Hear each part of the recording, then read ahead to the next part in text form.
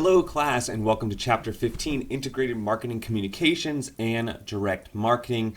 We are going to focus a lot more on advertising now, and as I've mentioned in the past, advertising is one of the more common things that people think about when they think about marketing. Think about Coca-Cola and Google and Apple phones and the beautiful billboards they make and the really cool and fun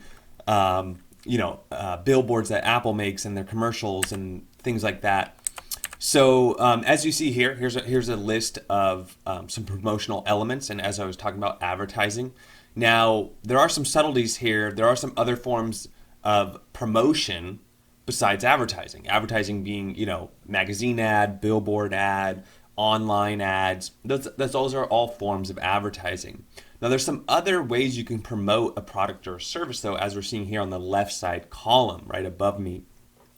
You also have personal selling.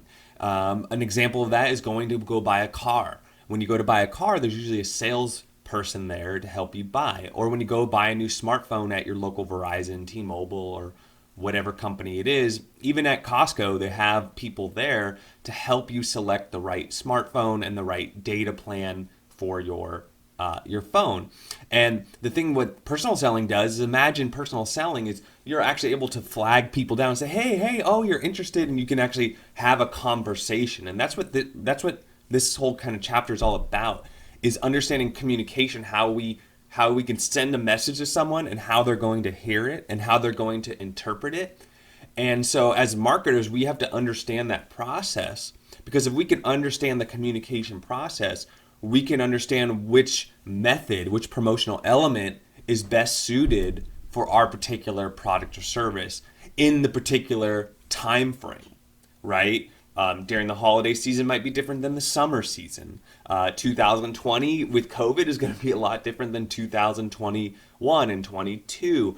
So we have to keep in mind the current landscape and the environment, but also picking the correct promotional element so that we can leverage, so we can get the most impact with what kind of money, what kind of budget we have. So let's go back to this chart here we have in front of us. And actually, before I get there, if you check on Canvas, I posted in the announcements, I posted a video of a TED Talk about storytelling. And to me, that's one of the most important things that we should be talking about when it comes to communication, is that communication isn't just about spouting out facts and benefits. And I'll give you an example of that. That if I'm selling a smartphone, it's not all about talking about how many megapixels the camera has, or what the pixel density of the screen is, or how tough the glass is on the top of the phone. People aren't necessarily going to remember those facts and statistics, even though they may be really cool and great and amazing to some people. What people will remember, though, is they remember stories. And that's why most of us remember things that our friends tell us, because we're listening to them and they might be telling you about their day or an interaction they had. Like, you wouldn't believe it. I was on the freeway and this guy, he gave me the middle finger for no reason. And then he tried to run me off the road. Or maybe it wasn't that intense. Maybe it was just a thing of, you wouldn't believe what happened at the supermarket. They were out of bananas. The supermarket's never out of bananas. And that is a story. There's a narrative there. There's some substance there. You're more likely to remember a story than you are just facts and benefits. So I want to start with that. In my mind, that was one of the biggest learning for me as a marketer, which was, it's not just about having the best screen. You can't just have the best of something. You still have to have a good story attached to your product or service. So that's where I would start too, is thinking about what is the story of your product or your service. And the story for Apple they don't focus on, yes, they promote some of their benefits, but they talk about how easy it is to use this iPhone. Like, even a 2-year-old can use this. One-click messaging. They really focus on the community and the story and the branding that way. And it's paid dividends for them. So I can go on and on about storytelling, but I want to just summarize that storytelling is very important for any brand when you're trying to promote a product or a service. Otherwise, you're just going to be another. No one's going to remember you. You're not memorable. Think about a purple cow. You're going to remember a purple cow, but if the cow is just white and black or brown and white, that's a cow. But a purple cow. Wow. Okay. Back to this slide here. And there's actually not many slides, so don't worry. The different forms of advertising are, you have general advertising, billboard, social media, magazine ad, newspaper ad, radio ad, things like that. You then have personal selling. We talked about that. You then have public relations. Public relations is, think about advertising for free. How can you advertise for free? Well, if you're a restaurant, you can get a food reviewer to come to your store, your restaurant, and write a review about your restaurant. Restaurants don't pay for reviews. The problem with that, though, it's more trustable source of information. Like, people trust reviewers versus paid advertisements. However, the reviewer could, difficult to get media cooperation. Yeah, exactly. Or the reviewer could say, it sucks. The food here sucks. It was awful. It was bland. So you do have that thing to worry about. A sales promotion could be like a buy one, get one free. Right now, the new iPhone just came out, so there's a bunch of deals right now for trade-in, and then Walmart was doing like $150 off of the iPhone 12, which just came out. And, so any kind of promotion, buy one, get one free, friends and family, things like that.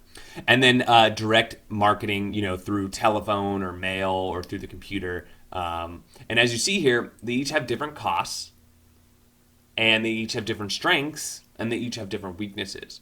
So part of the marketing decision is choosing what's the best communication strategy using these different promotional elements. And so here's just a couple of examples. What are the advantages and disadvantages of advertising? The disadvantage, it costs a lot of money to get out there. The advantage is you control the message. You can control where you want it to be said. Do you want to do YouTube ads on YouTube, or do you want to do TikTok ads, or do you want to do Super Bowl ads? You have full control over that. Personal selling, we started talking about this. It's a two-way communication. Let's go back to this.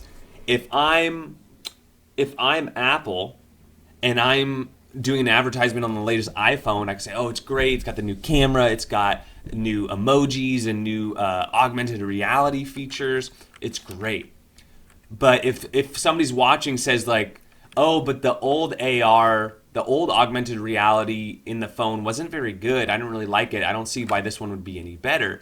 If it's an advertisement, you can't talk to the TV or to whatever your YouTube. But if you're doing personal selling and you're at the Verizon store, and the Verizon salesperson knows a little bit more about Apple, like, oh, no, they overhauled the augmented reality system. Here, let me show you. This is what it looks like. Do you see how that's a much stronger form of communication and it's two-way. You can actually ask a question, get a response, versus advertising.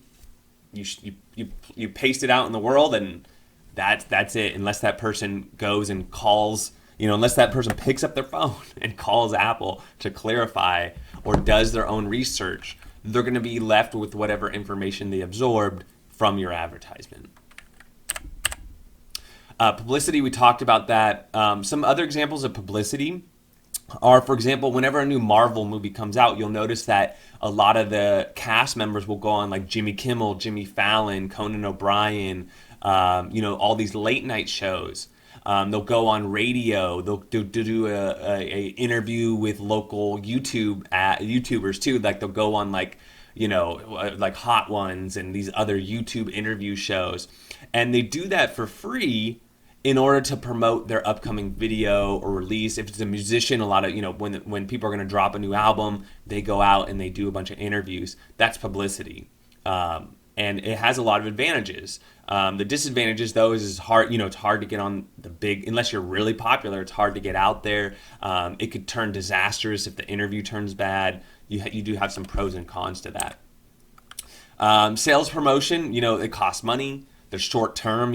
If I run a buy one get one free, for example, let's do Groupon. For those of you who've heard of Groupon, it's just a really deep discounted way to go and attend or buy things. And The advantage is it brings in new customers into your store. But a lot of the data shows that once that customer comes in and they get the cheap deal, oftentimes they don't come back. So that is the shortcomings of a promotion is, people expect to pay the discounted price once you run a promotion. And so I would look at Apple, who doesn't do a lot of promotions, as you get, and that's why people will go out and spend over $1,000 on a MacBook. Where, for example, like Michael's, the craft store. I don't know about all you, but if you ever go online, they have coupons all over the place. I will not shop at Michael's unless I have a coupon, because I've come to be adjusted to expect a promotion on my Michael's purchase. Americans love promotions, though, in general. Not in other cultures, promotion culture is not that big, but Americans love coupons. They love promotions. And then direct marketing, just like personal selling, it allows for that two-way street communication, back a receiver and a speaker.